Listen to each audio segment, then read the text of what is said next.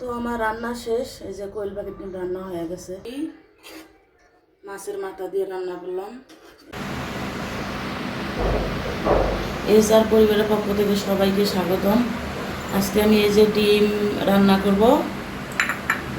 এই যে মাছ 3 পিস মাছ নিয়েছি, মাছ দিয়া এই যে কচুর মুখি দিয়ে রান্না করব। কড়াইয়ে তেল দিয়ে দেই।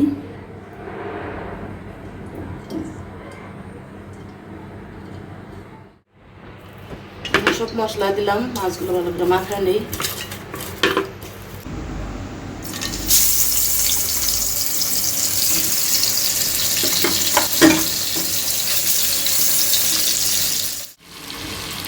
মাছগুলো ভাজা দিলাম, উঠায় নেই। এখন ওই তেলের মধ্যেই পেঁয়াজ কুচি, রসুন কুচি, কাঁচামরিচ দিয়ে দিলাম।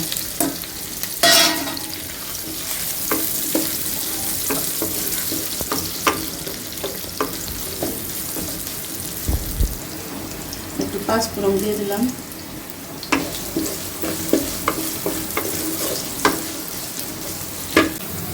যেখানে মরিচ গুঁড়া, ধনিয়া গুঁড়া, জিরা গুঁড়া, লবণ, হলুদ এগুলো দিয়ে দেবো।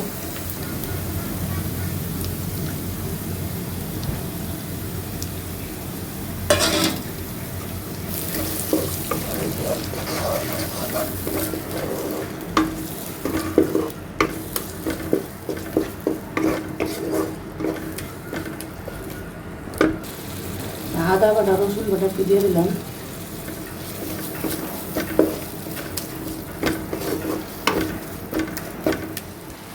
পানি দিয়ে দিলাম মশলাটা কষানোর জন্য।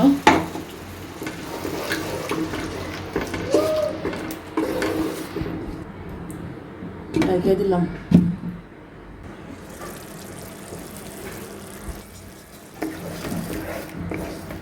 মশলা আমার কষানো হয়ে গেছে। এখন কচুরমুখিগুলো দিয়ে দেবো।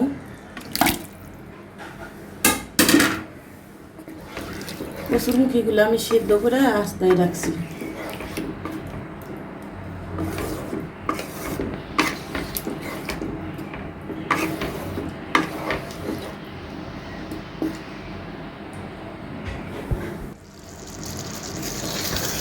কচুরমুখিগুলো আমি 10 মিনিটের মতো কষায় নিলাম।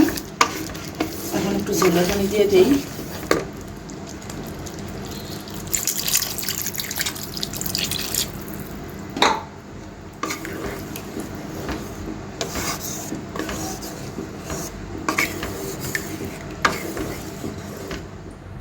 এবার আমি এই যে এখানে 3 হালি 2টা কোয়েল পাখির ডিম নিয়ে আসি। একটু ভাজা নিই।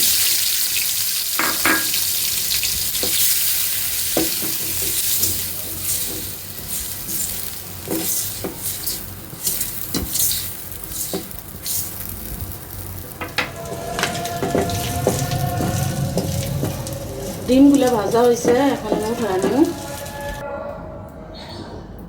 এখন দিয়ে দিলাম পেঁয়াজ কুচি, কাঁচামরিচ।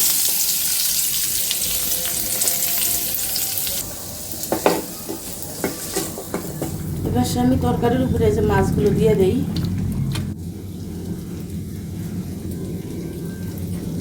দুই পাশে 2 চুলায় দিছি। এই চুলায় কচুরমুখি, আর এক চুলায় ডিম রান্না করব।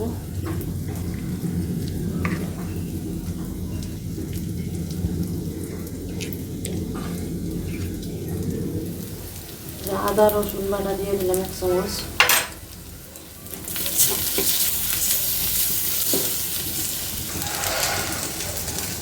গুঁড়া মশলা দিয়ে দিলাম। পানি দিয়ে দিই।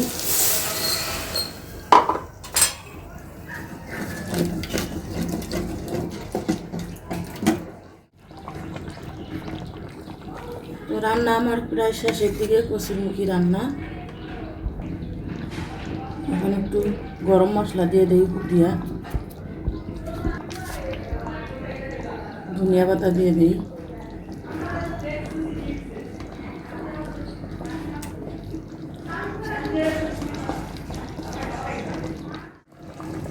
মুখি তরকারি আমার রান্না শেষ, এখন নামায় নেব।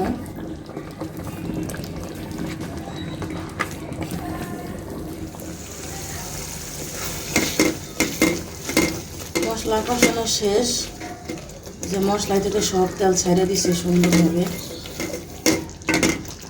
এখন আমি ডিমগুলো দিয়ে দেবো।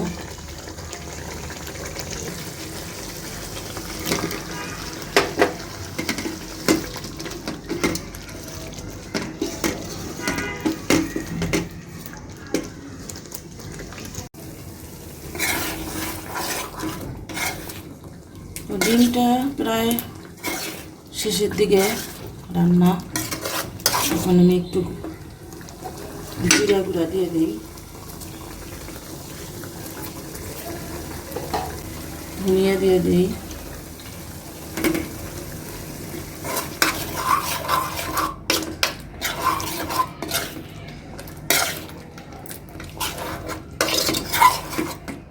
তো আমার রান্না শেষ। এই যে কোয়েল পাখির ডিম রান্না হয়ে গেছে, দেখতেই পাচ্ছেন কতটা লোভনীয় রান্না হয়েছে। জানি না খাইতে কীরকম লাগবে। তো ওই পাশে আমার যে কচুরমুখী মাছের মাথা দিয়ে রান্না করলাম, এটাও হয়ে গেছে। তো ভিডিওটা অবশ্যই ধৈর্য ধরে দেখবেন। চ্যানেলটা নতুন, যারা এখনও সাবস্ক্রাইব করে নাই সাবস্ক্রাইব করবেন। আর আমি শুধু ভিডিওই বানাই না, ছোটোখাটো একটা জব করি, এর ফাঁকে একটু সময় বের করে একটু ভিডিও বানাই। এই কারণে টাইম মতো ভিডিও দিতে পারি না। তো এখন থেকে চেষ্টা করব নিয়মিত ভিডিও ছাড়ার জন্য। তো আজকে এই পর্যন্তই, সবাই ভালো থাকবেন। আল্লাহ হাফিজ।